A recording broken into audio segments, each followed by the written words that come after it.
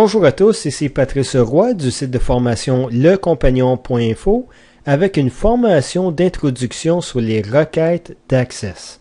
Les concepts sont les mêmes qu'on utilise une vieille version d'Access ou Access 2010 comme ici.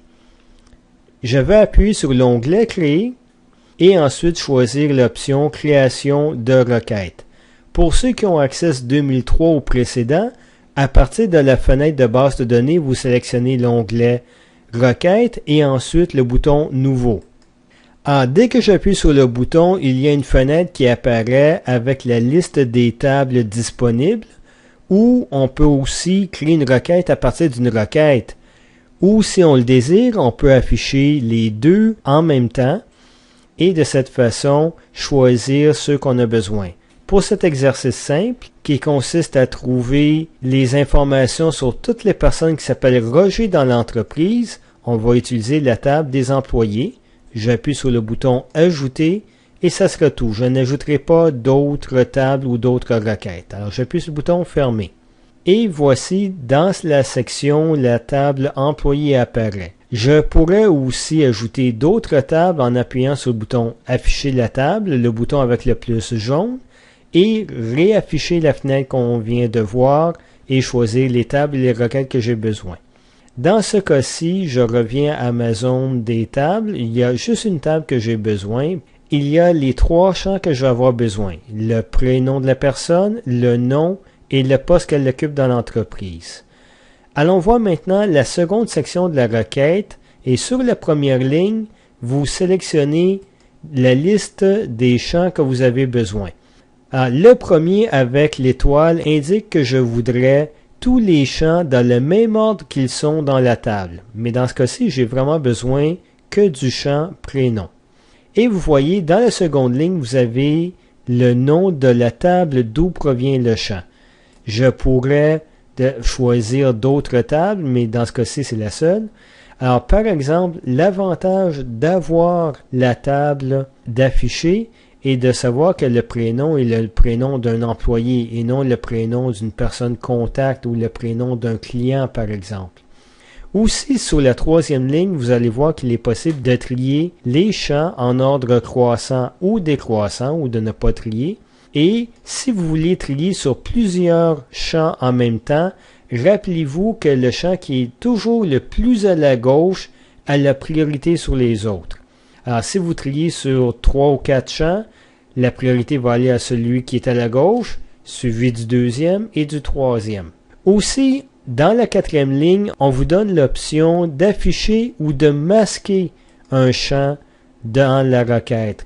Pourquoi je voudrais masquer un champ?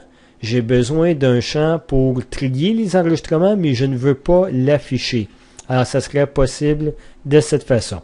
Ensuite, sur les lignes suivantes, vous allez voir qu'il est possible de placer des critères pour les recherches. Alors, pour chaque champ, on pourra avoir des critères. Et si les critères sont sur la même ligne, c'est l'équivalent de dire tel critère et tel critère et tel critère. Si les critères sont sur des lignes différentes, c'est l'équivalent de dire tel critère ou tel critère ou tel critère. L'avantage de cela, c'est que vous pouvez combiner les deux ensemble pour créer des requêtes qui filtrent plus l'information. Ici, vous avez vu la première façon d'ajouter un champ à la requête. J'ai aussi besoin des champs nom et poste dans ma requête. Alors, la deuxième façon d'ajouter un champ est de le sélectionner de la table. Je garde mon doigt sur le bouton gauche de la souris et je le déplace sur la ligne des champs. Et à ce moment-ci, je relâche le bouton. Alors voyez-vous, le nom maintenant apparaît à côté du prénom. La troisième façon d'ajouter un champ est de sélectionner celui-ci et de faire un double-clic sur le champ. Automatiquement, il va s'ajouter à la fin de la liste des champs que vous avez sélectionnés. Une dernière chose avant de continuer, je peux déplacer les champs si je voudrais. Je place mon curseur juste au-dessus du champ sur la petite barre grise pour sélectionner le champ. Je place mon curseur sur la barre grise et voyez que le pointeur change de forme pour devenir une flèche blanche. Je garde mon doigt sur le bouton gauche de la souris et je déplace le champ à l'endroit où je le veux.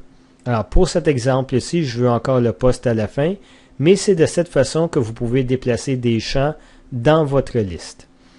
Ensuite, c'est le temps de mettre des critères. Dans cet exercice-ci, je mentionne que je veux tous les employés dont le prénom commence par Roger. Alors, sous la première ligne des critères, je vais écrire Roger et j'appuie sur Entrée. Remarquez que Access ajoute automatiquement des guillemets devant et après le champ pour indiquer qu'il reconnaît que le champ est un champ de type texte ou mémo. Il sait que c'est du texte et met les guillemets en conséquence. Si le champ est un type numérique, on peut seulement écrire le chiffre et ça suffit. Si le champ est un champ de type date-heure, et pour les dates, Access va mettre un cardinal devant et après la date. Alors, quelque chose comme ceci. Alors, si vous avez remarqué, pour Roger, je n'ai pas été obligé d'écrire « est égal à Roger ». C'est par défaut, c'est toujours égal à quelque chose. Il y a d'autres opérateurs qu'on peut utiliser pour les critères. Alors, par exemple, plus grand que, plus grand ou égal, plus petit que, plus petit ou égal, et différent de, ou on peut aussi utiliser pas. Ce qui veut dire je veux tout sauf cela. Une autre opérateur qu'on peut prendre aussi est entre X et Y. C'est vous qui mettez les X et Y, c'est inclusif. Alors on peut choisir entre telle et telle chose. Et aussi, les deux derniers opérateurs sont pour les champs de type texte ou même numérique ou même date-heure. Et il s'agit du point d'interrogation qui remplace un caractère. Alors, par exemple, si j'écris dans la zone des critères B, point d'interrogation LLE, ça pourrait être balle, ça pourrait être bille, ça pourrait être bulle, ça pourrait être BXLLE, ça pourrait être B3LLE. Le point d'interrogation remplace un caractère. Tandis que l'étoile remplace une série de caractères. Alors, je pourrais écrire ici pour le nom de l'employé. Le nom de l'employé commence par THI, mais je ne sais pas le reste. Alors, ça pourrait être Thibert, Thibodeau, et ainsi de suite. Ça donnerait quelque chose comme ceci. Alors, c'est tout à fait normal qu'il écrit comme, telle chose et étoile. Alors, je répète, l'étoile remplace une série de caractères.